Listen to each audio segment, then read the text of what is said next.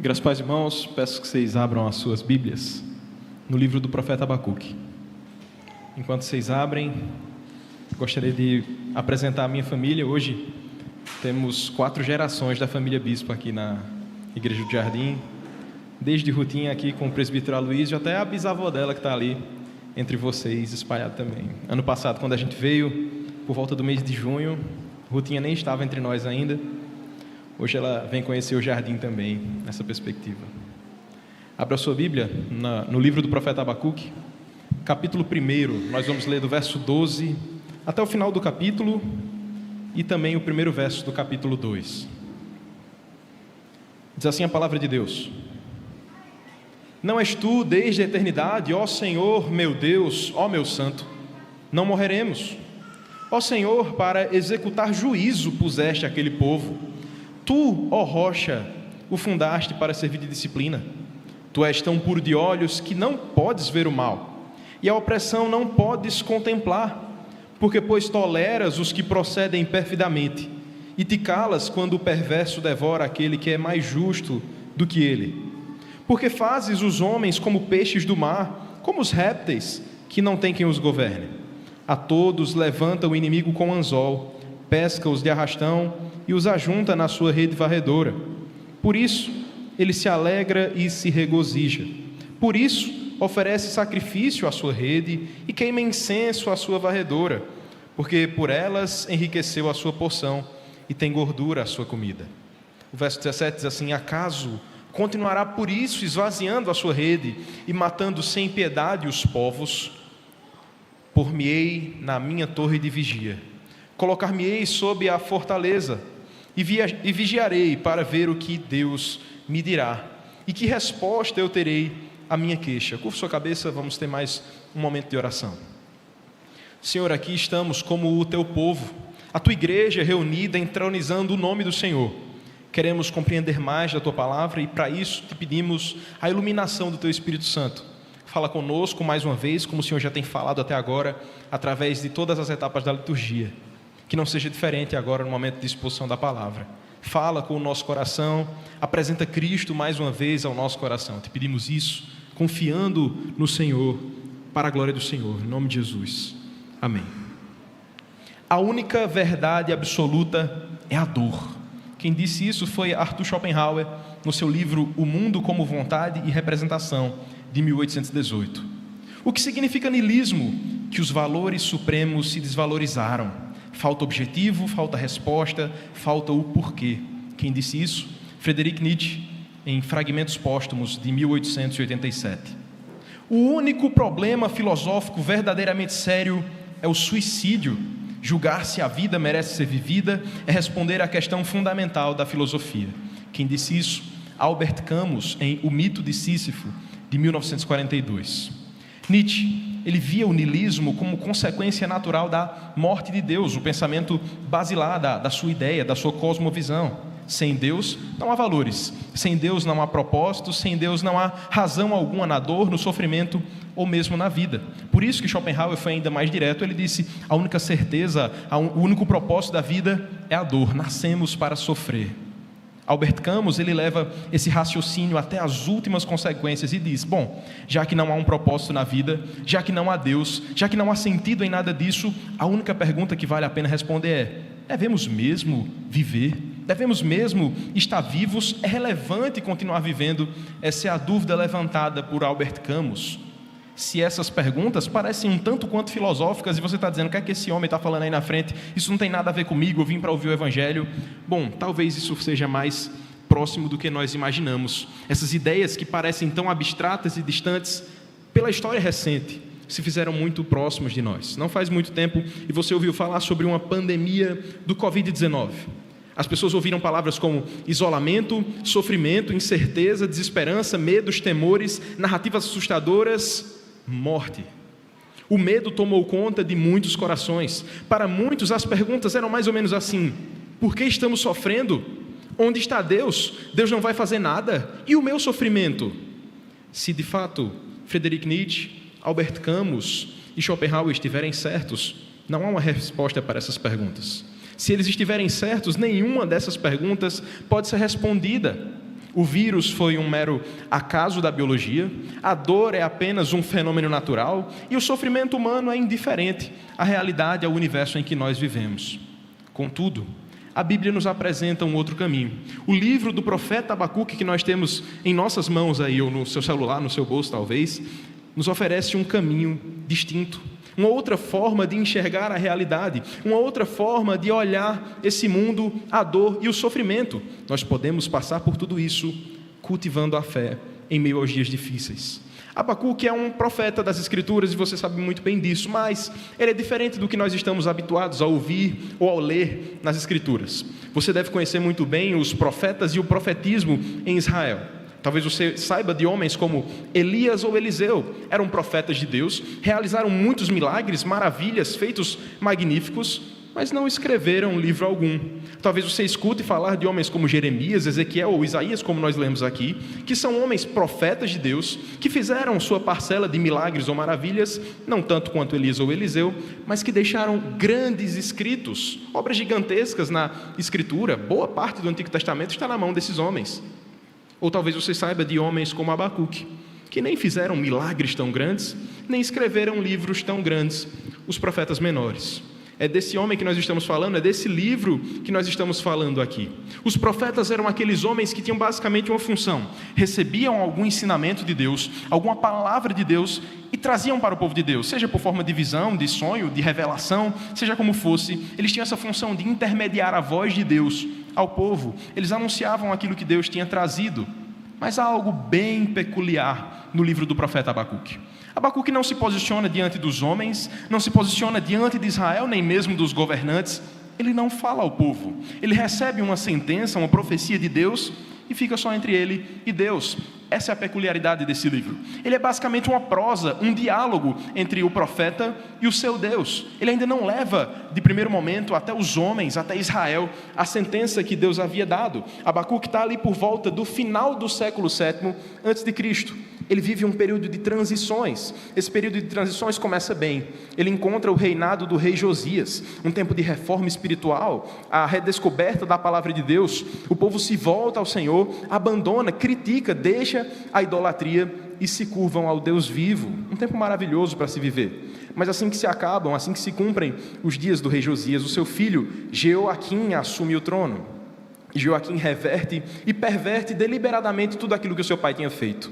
Ele se vira contra o Senhor e destrói intencionalmente toda a reforma que havia acontecido em Israel. E aí a gente chega então finalmente no primeiro verso, nos primeiros versos desse livro do profeta Abacuque. Abacuque está clamando diante do que ele está vendo em Israel. Abacuque está olhando para Israel e só encontra imoralidade, idolatria, impiedade, impunidade, que ele resume como violência. O profeta olha para a situação do seu povo, o povo que era para ser o povo de Deus, e clama: violência. Até quando, Senhor, o povo vai ver entregue à violência? Este é o clamor de Abacuque nos versos 1 a 4, você pode acompanhar aí na sua Bíblia, desse primeiro capítulo. Ele está clamando: Senhor, o Senhor não vai fazer nada, o Senhor não está vendo o que está acontecendo aqui. E ele recebe então essa palavra de Deus. Ele recebe a sentença como um juiz batendo o martelo e dando o seu veredito final, dizendo: já sei o que eu vou fazer. Esse povo será destruído. Abacuque, quando leva a sua queixa ao Senhor, recebe a resposta de Deus que está aí no seu livro de Abacuque, a partir do verso 5 até o verso 11. Deus basicamente diz, em outras palavras: Abacuque, eu estou vendo o que o meu povo está fazendo. Abacuque, eu estou vendo a calamidade, a situação de violência em Israel, e eu vou punir esse povo. Sabe como eu vou fazer isso? Eu vou levantar um povo pequeno, que não é muito expressivo, os caldeus, que nós conhecemos como os babilônios. Eu vou levantar esse povo e esse povo será juízo sobre Israel. Esse povo vai ser destruição sobre Israel. Quer saber como vai ser? Basicamente, o verso 5 até o 11 é bem detalhado. Ele traz uma imagem um tanto quanto assustadora.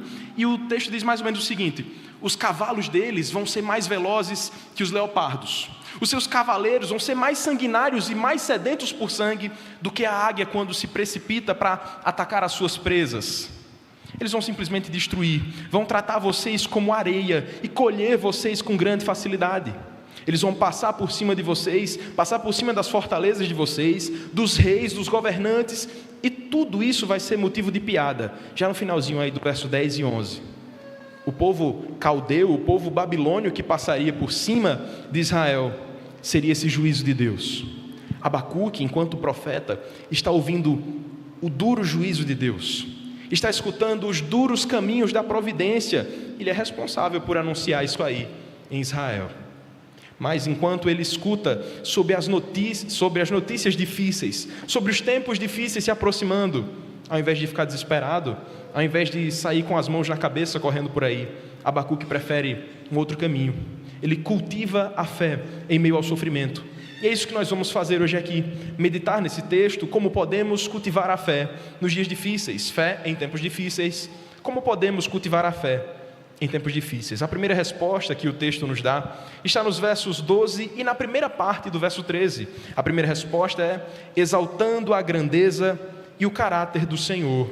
É isso que nós veremos no verso 12 e 13. Diante daquela resposta de Deus desesperadora, diante de Deus anunciando dias ainda piores em Israel, o profeta meio que diz assim: não é possível, eu não acredito que o meu Deus vai fazer isso aqui. O meu Deus está dizendo que vai piorar as coisas com um povo ainda mais perverso do que o povo de Israel está sendo. Abacuque está extasiado diante de tudo aquilo que está acontecendo. Ele está em choque, não tanto pela sentença em si, ele sabe que o povo merecia castigo, mas pela forma como o Senhor está executando, ou pelo menos anunciando a sua sentença. É como se o remédio fosse pior do que a doença. Abacuque está se queixando com Deus, dizendo: Deus, não pode ser assim. É por isso que no verso 12 ele diz assim: não és tu desde a eternidade, ó Senhor, meu Deus, ó meu santo. Perceba, isso é uma oração. O profeta Abacuque não está clamando como alguém desesperado. Ele não está clamando como um neófito, alguém que não conhece a Deus, com as mãos na cabeça dizendo: e agora, o que é que nós vamos fazer? Não.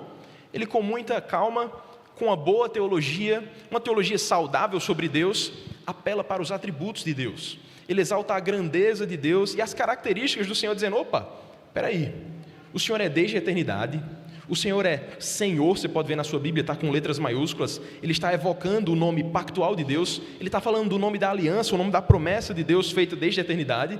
Ele diz: o Senhor é o meu santo, o Senhor é o meu Deus. Repare, ele não está dizendo somente o Senhor é Deus, é o meu Deus. Há uma ideia de relacionamento aqui. Ele está apelando para o próprio Deus, dizendo: eu conheço muito bem o Senhor. O Senhor não age assim. O Senhor não pega os perversos e trata eles como se fossem mais filhos do que a gente. Abacuque está olhando para toda a situação e apelando ao próprio Deus, mostrando os seus atributos, dizendo: Senhor, essa não é a sua forma de lidar. Senhor, não é assim que o Senhor trabalha desde a eternidade. O Senhor é eterno, não pode quebrar alianças, não pode voltar atrás na sua palavra. Não é assim, isso não é o seu modo natural de agir. Então, aparentemente, os problemas de Abacuque, que antes eram com Israel, agora se tornam com o próprio Deus. Ele está numa espécie de arrazoado com o Senhor, argumentando com Deus, dizendo características que lembrem ao Senhor quem Ele é, como se de alguma forma Deus tivesse esquecido da sua essência, como se de alguma forma Deus tivesse esquecido da sua própria natureza. Então o profeta está lembrando a Deus: olha, Senhor, lembra de quem o Senhor é, lembra da sua eternidade, lembra da aliança que o Senhor fez com o seu povo, lembra que o Senhor é o nosso Deus, o nosso santo, quando for nos julgar, quando for agir assim conosco. E parece que numa espécie de lampejo de esperança, é que ele diz na segunda parte aí do verso 12, logo após a interrogação: não morreremos, não morreremos. O profeta sabe, o juízo é severo, o castigo é iminente, a dor será muita, mas não morreremos. Temos esperança em Deus. Esse é o lampejo que o profeta tem aqui. Se o meu Deus é isso tudo, se Ele é eterno, se Ele é o meu Senhor, o meu Deus, se Ele é santo, Ele não vai nos aniquilar, Ele não vai nos exterminar da face da terra, não vai nos abandonar, nem nos fazer sucumbir. Por isso talvez Ele diga no final do verso 12: Senhor, foi para executar juízo que o Senhor mandou esse povo aí. Eu sei, eles vão trazer disciplina, não morte. Eles vão trazer julgamento, não extermínio. Ainda que o meu coração esteja inquieto com toda a situação, eu sei, o Senhor está trazendo apenas disciplina sobre o seu povo. Ora, será que naquele momento o profeta Abacuque estava lembrando a si mesmo dos lembretes e promessas do próprio Deus? Será que naquele momento ele estava lembrando do que o Senhor disse a Abraão, a Isaac e Jacó? Será que ele lembrava da promessa que foi feita a Noé de não mais destruir os homens? Será que o profeta estava se lembrando de todas as vezes em que o Senhor se manifestou novamente, como em Moisés, como em Davi, em que foram renovados os votos da aliança do Senhor? Abacuque sabe, Deus não se esquece. Deus não é homem que esquece ou volta atrás na sua palavra, jamais.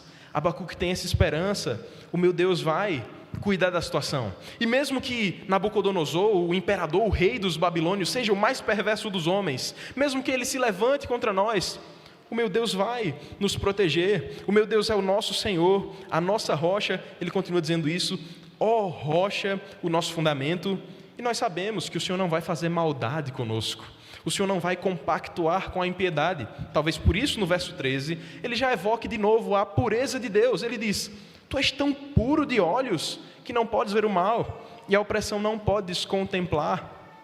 Ele sabe, ainda que toda a situação seja um transtorno, Deus é puro em sua essência. Deus é puro e não tolera o pecado. Não olha para a maldade dos homens, a impiedade desse mundo e fica simplesmente compactuando em paz vendo o pecado progredir. Não. Abacuque sabe que o seu Senhor é santo e puro demais para ver a Babilônia fazendo toda a sua barbaridade. É por isso que nós temos uma questão bem complexa aqui nas entrelinhas desse texto. Com um tom até de ousadia, o profeta está dizendo, Deus, se o Senhor fizer tudo aquilo que o Senhor disse que faria, o Senhor está sendo incongruente. Se o Senhor fizer tudo aquilo que o Senhor disse que ia fazer, trazer esses cavalos, esses cavaleiros, a morte para Israel, o Senhor está quebrando a sua aliança. Se o Senhor fizer isso, isso será incompatível com tudo aquilo que o Senhor nos anunciou. Se o Senhor é puro, não convém usar um povo impuro. Se o Senhor é tão santo, não convém usar um povo ímpio. Se o Senhor é eterno, não convém voltar atrás na sua palavra e mudar de ideia. Abacuque está apresentando a Deus as razões pelas quais ele não vai ficar desesperado. Ao invés de ficar desesperado, ele cultiva a sua fé, exaltando os atributos de Deus, louvando a grandeza do Senhor. Nisso está a sua esperança. Queridos, um pastor chamado J. Packer, ele ilustra bem essa situação aqui. Eu vou ler a citação dele na íntegra para os irmãos. Ele diz assim, conhecer a Deus é algo crucialmente importante para a nossa vida. Da mesma maneira que seria cruel colocar um homem de uma tribo amazônica, alguém que não conhece nada do inglês ou nada da Inglaterra, em um voo para Londres e largá-lo na Trafalgar Square, sem qualquer explicação e deixá-lo sozinho naquela situação. Da mesma maneira, seremos cruéis conosco se tentarmos viver nesse mundo sem conhecer a Deus, a quem o mundo pertence e a quem o mundo governa. Desconsidere o conhecimento de Deus e você vai sentenciar a si mesmo ao tropeço, cambaleando pela vida e pelos sofrimentos, como se estivesse de olhos vendados, sem direção, prestes a perder a sua alma. É simples a ilustração. Se você tentar viver sem conhecer a Deus, se você tentar passar pelo sofrimento sem se apegar a Deus, você vai viver como alguém que está vendado, sofrendo, se machucando ainda mais, caminhando para a perdição. Em outras palavras, é como se nós, brasileiros, crentes, apaixonados por Deus, incomodados com o triste cenário do evangelicalismo brasileiro, orássemos com muita piedade a Deus, dizendo assim, Senhor, olha para o nosso país, olha para o que está acontecendo em muitos púlpitos e muitas igrejas, gente anunciando mensagens que não são evangelho, gente propagando o próprio nome, gente propagando uma teologia que busca engrandecimento pessoal e própria carreira, pessoas que abandonaram a tua lei, pessoas que esqueceram da tua aliança. Faz alguma coisa, Senhor.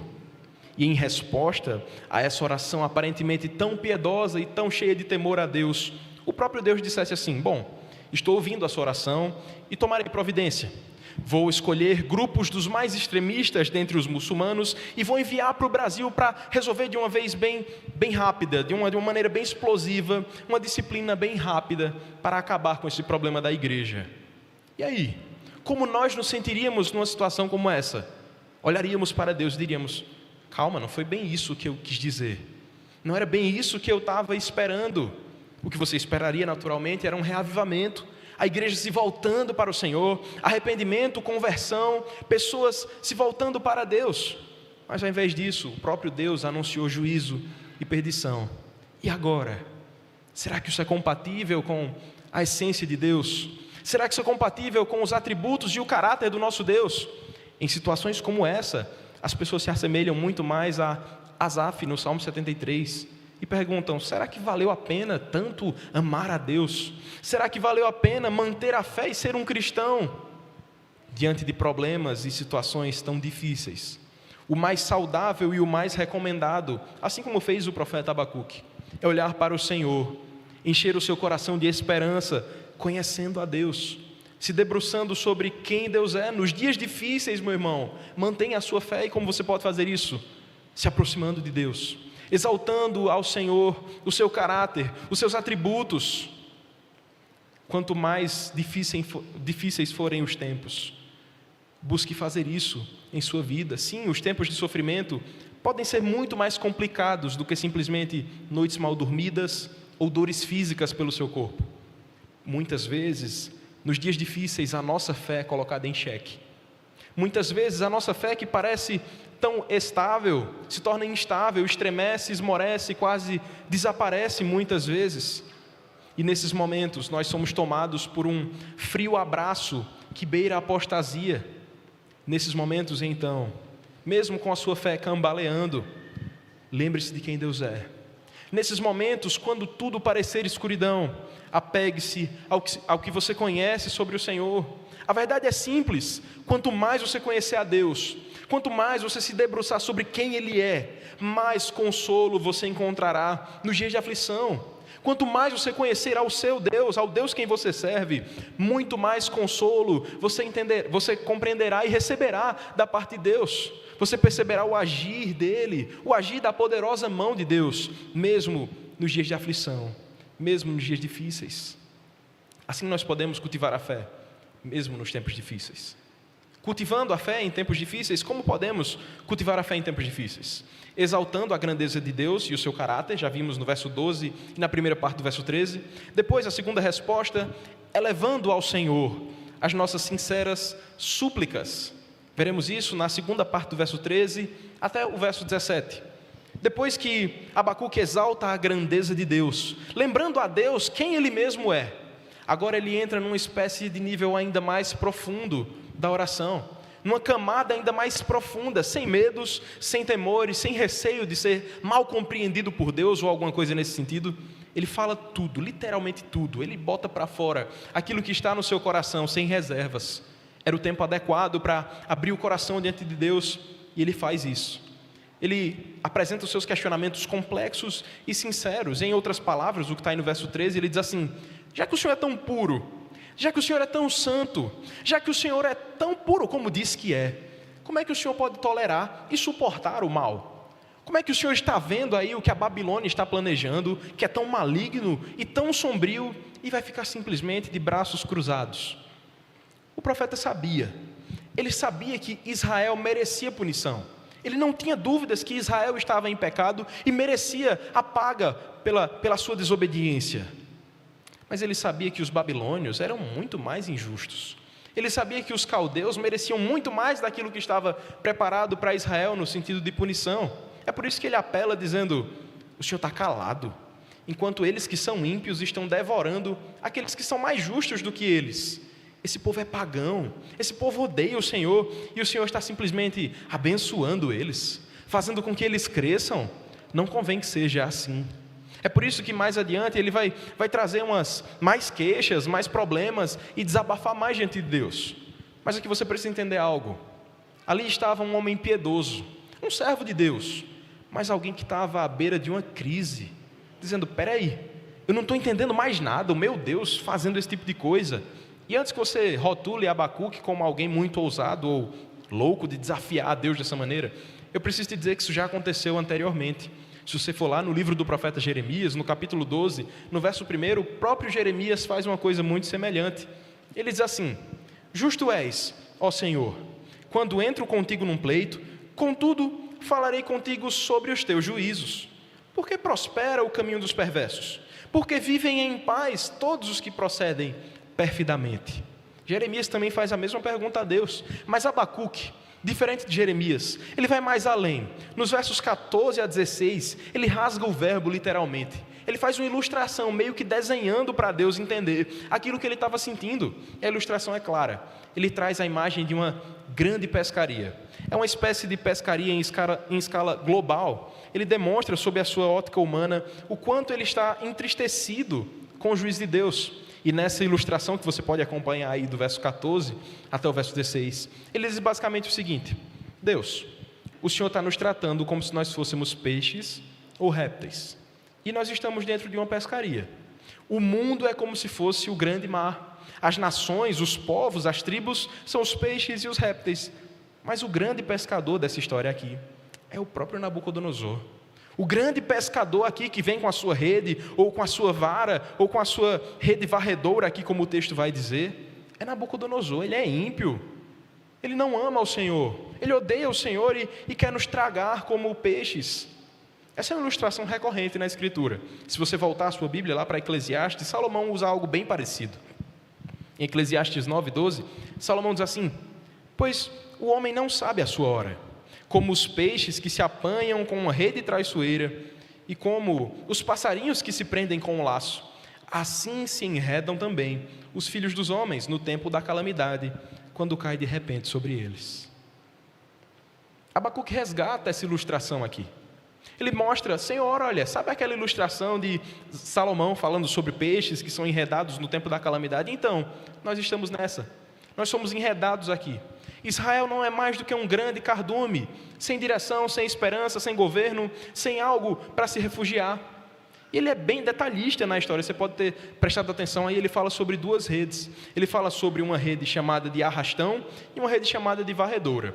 Bom, eu não conheço muito de pesca, mas eu fui pesquisar um pouco lá em Boqueirão, onde eu tenho trabalhado com os irmãos, que são a maior parte deles pescadores. Eles me disseram que a rede de arrasto ou arrastão é a rede que nós conhecemos popularmente como tarrafa, aquela rede redonda que se lança sobre um lago ou um mar para colher alguns peixes. Essa outra rede, a rede chamada de varredora, é uma espécie de rede larga horizontal, em que vários pescadores entram no mar e saem arrastando, de fato, varrendo o mar com essa rede, e nela são enredados diversos tipos de peixes, galhos, lixo, o que conseguirem capturar. Por que Abacuque resgata essas ilustrações e fala sobre essas redes? Ele está dizendo: Deus, se Nabucodonosor vier, como o Senhor está dizendo que ele vem, ele vai nos pegar como se nós fôssemos qualquer coisa, como se Israel não fosse coisa alguma, vai nos capturar como se fôssemos peixes. E aí você lembra então do próprio Senhor Jesus trazendo uma ilustração muito parecida. O próprio Senhor Jesus conta uma parábola que fala também sobre uma grande pesca. Lá em Mateus, capítulo 13, 47 a 50, o próprio Cristo diz assim: o reino dos céus é semelhante ainda a uma rede, que lançada ao mar recolhe peixes de toda espécie. E quando já está cheia, os pescadores a arrastam para a praia, e assentados escolhem os bons para os cestos, e os ruins deitam fora. Assim será na consumação dos séculos. Sairão os anjos e separarão os maus dentre os justos, e lançarão na fornalha acesa. Ali haverá choro e ranger de dentes. É o próprio Cristo falando de uma grande pesca. Mas Abacuque está aqui dizendo: Deus, calma, essa rede aqui é a rede de Nabucodonosor, não tem esperança, não tem graça, não tem salvação, não é reino de Deus aqui nessa história.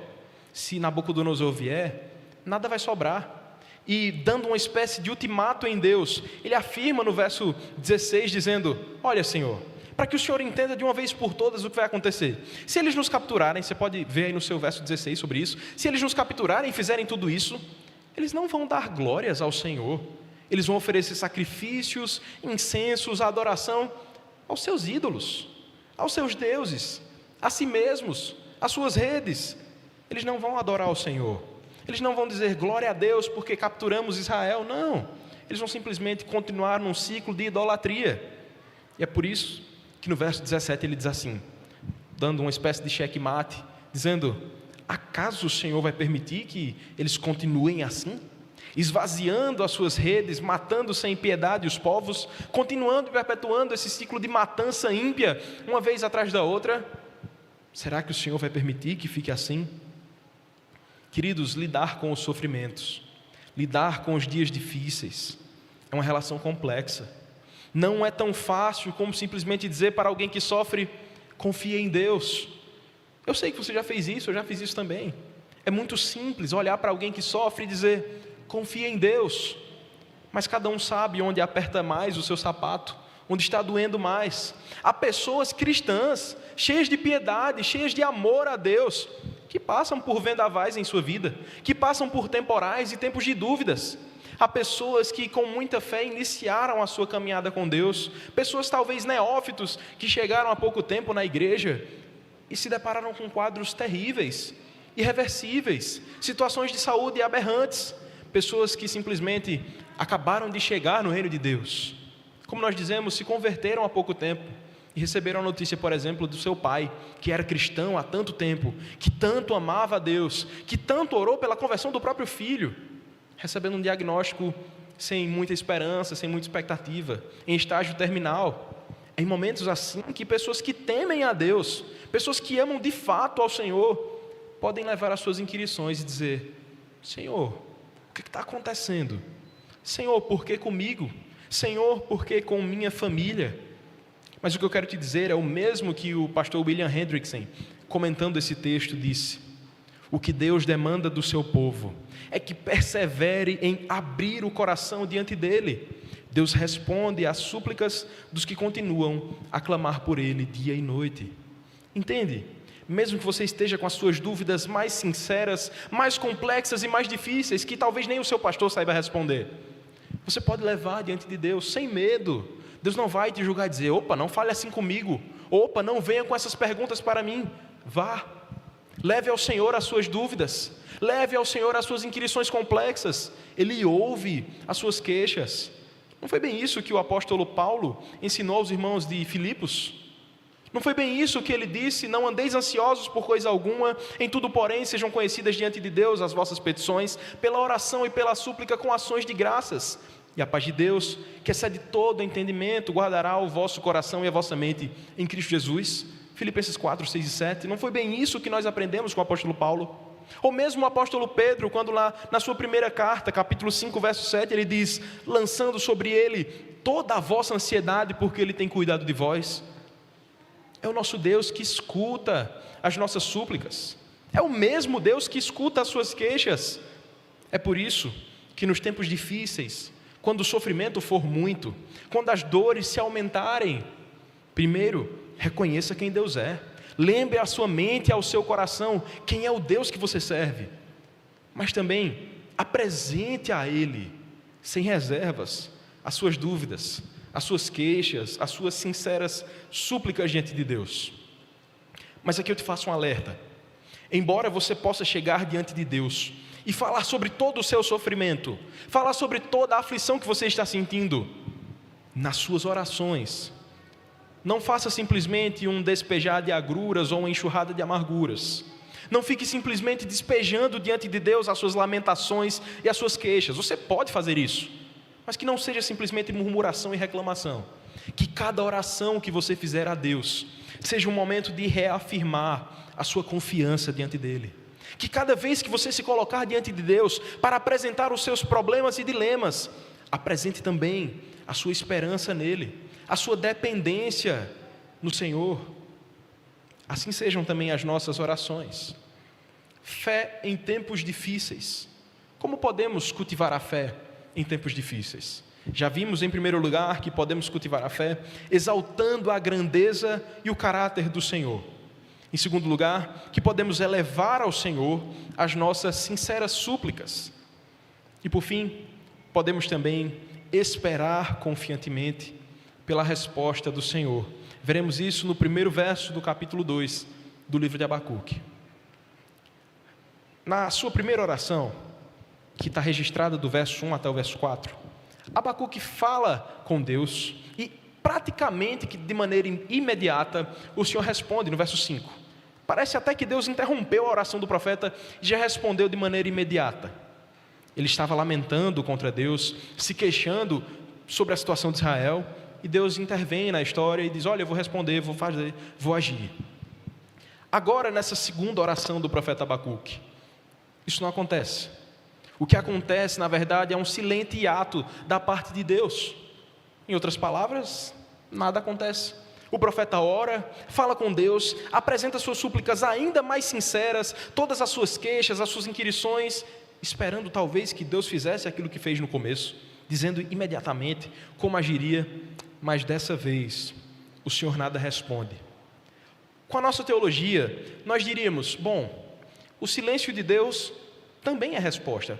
Eu sei, isso é verdade. Quando Deus não diz nada, Ele já está dizendo alguma coisa.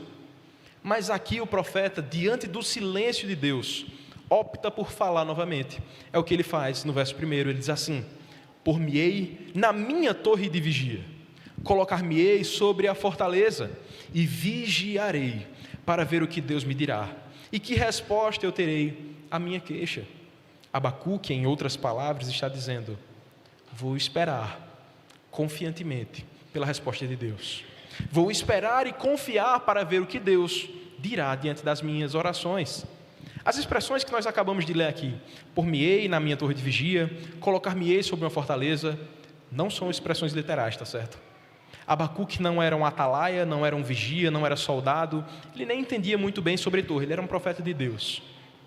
Então, quando ele traz essas ilustrações, falando de torre, falando de fortaleza, o que ele está dizendo, na verdade, o que ele está evocando é a ideia de meditação diante de Deus.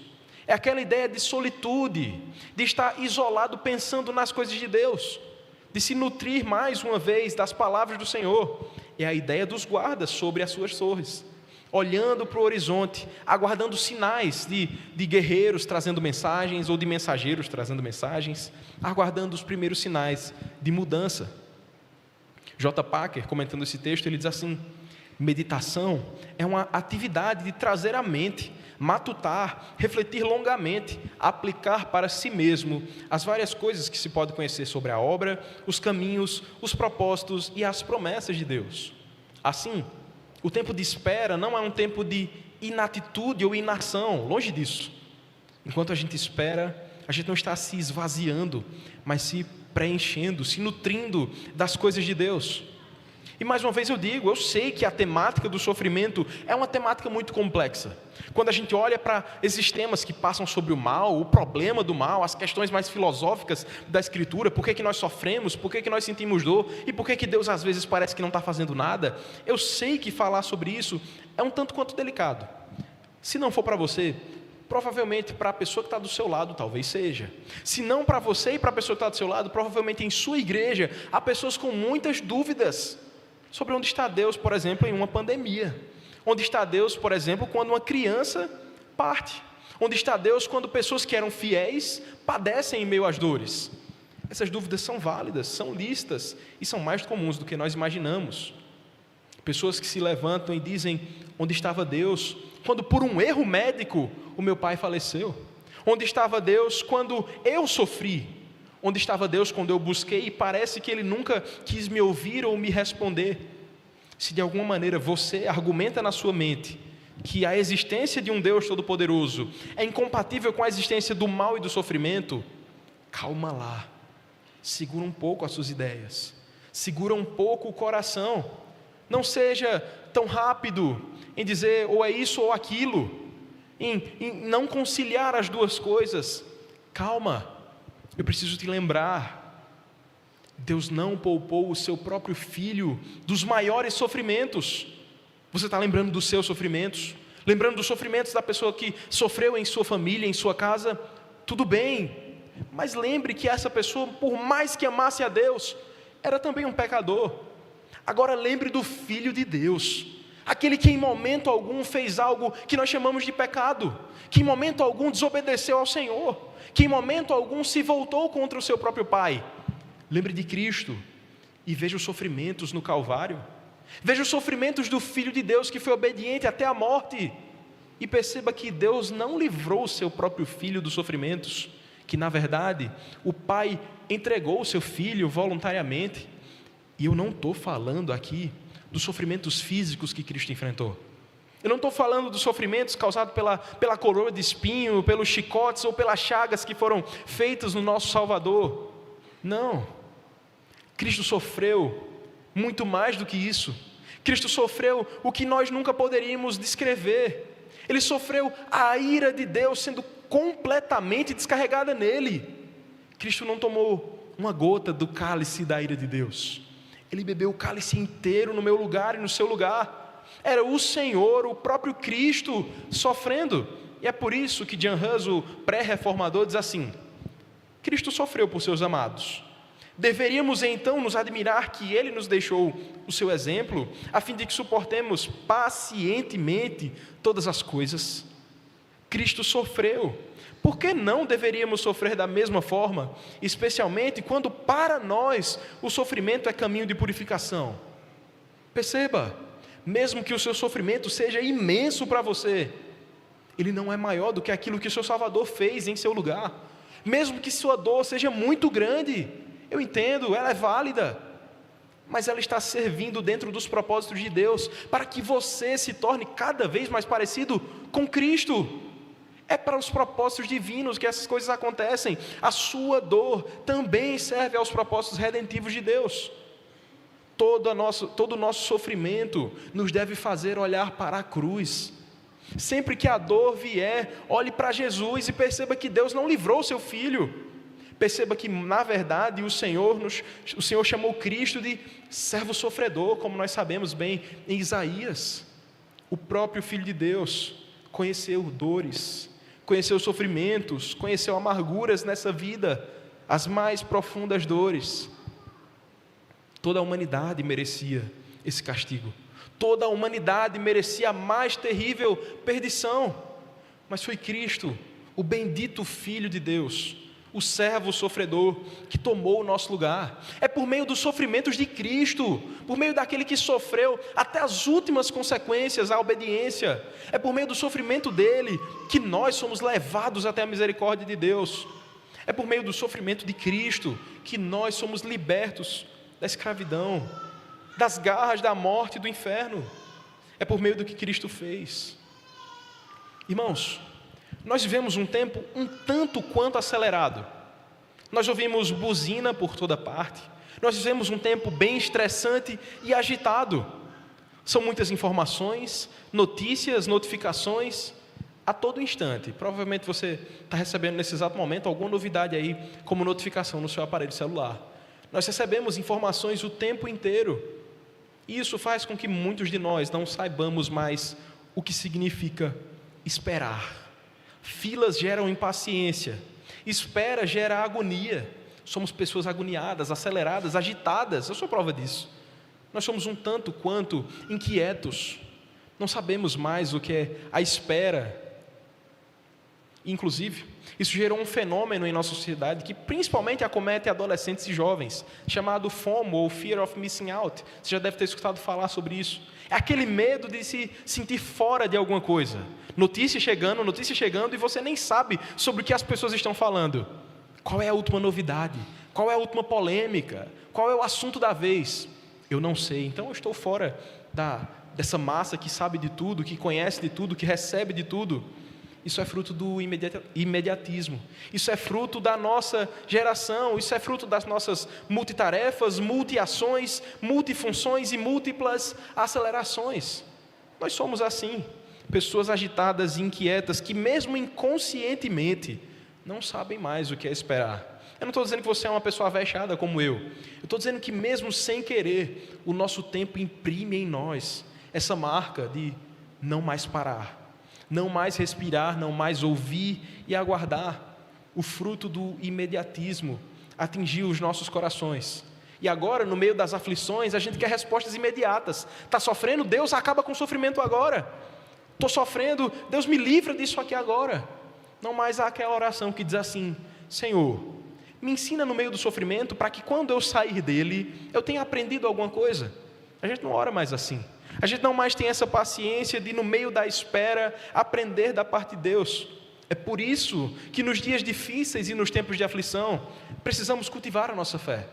E como podemos fazer isso? Exaltando a grandeza e o caráter de Deus, apresentando diante dele as nossas sinceras súplicas e esperando confiantemente na resposta do Senhor. No fim das contas, nós não somos chamados a manter a mente vazia.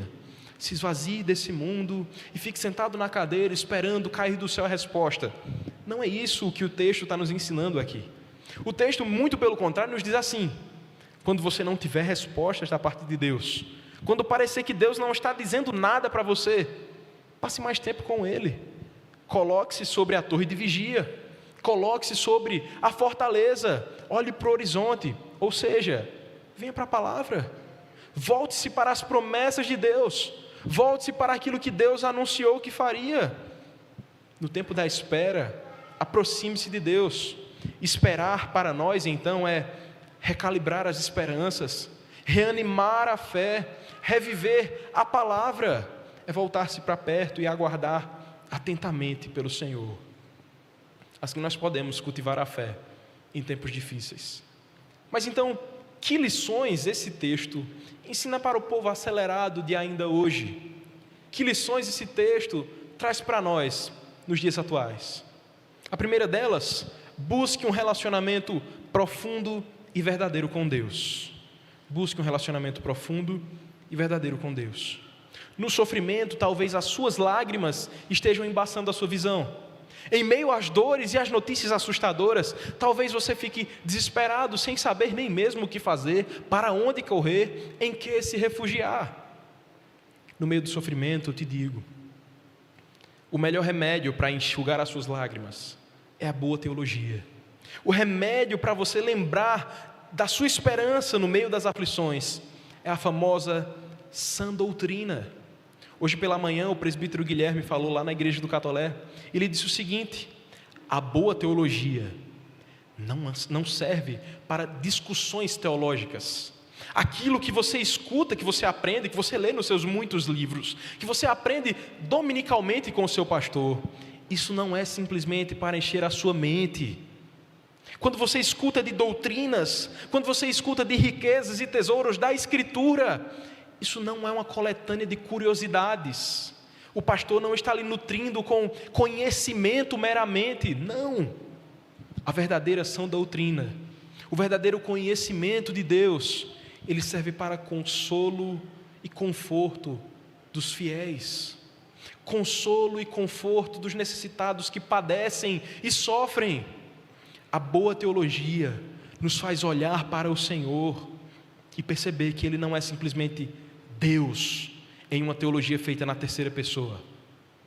Ele é o seu Deus, Ele é o nosso Deus, Ele é o Deus Santo, o nosso Deus Santo, Ele é a rocha, a nossa rocha. A boa teologia nos serve então de lembrete que sobre tudo e sobre todos está o Senhor. Ele não desampara os seus filhos, Ele é maior do que os nossos problemas e aflições. Lembre-se então da eterna aliança de Deus. Lembre-se então, no meio do sofrimento, do Deus que nunca descumpriu a sua palavra e que, muito pelo contrário, nos deu a prova cabal do seu amor, enviando o seu Filho para morrer em nosso lugar. Lembre no meio da dor de que Deus tanto nos amou que o seu Filho entregou para nos mostrar que a solução para os nossos mais nefastos problemas, o pecado, está em Deus. A solução de tudo está no próprio Deus. Por isso, busque um relacionamento profundo e verdadeiro com Ele. Segunda lição que esse texto nos ensina: não despreze a disciplina da oração. Orar é reconhecer limitação. Orar é reconhecer e admitir nossa pequenez. Orar é responder a Deus dizendo assim: eu não tenho todas as respostas. E eu sei, você sabe muito bem disso. Eu sei que você conhece de tudo sobre a teologia da oração. Eu sei que se nós nos puséssemos à prova para conversar sobre oração, todos nós diríamos, sem exceção, a oração é muito importante para a vida do crente. A oração é essencial para a nossa caminhada com Deus. Eu sei que você diria isso. Mas o problema não está no que nós sabemos sobre oração. Está enquanto nós colocamos em prática.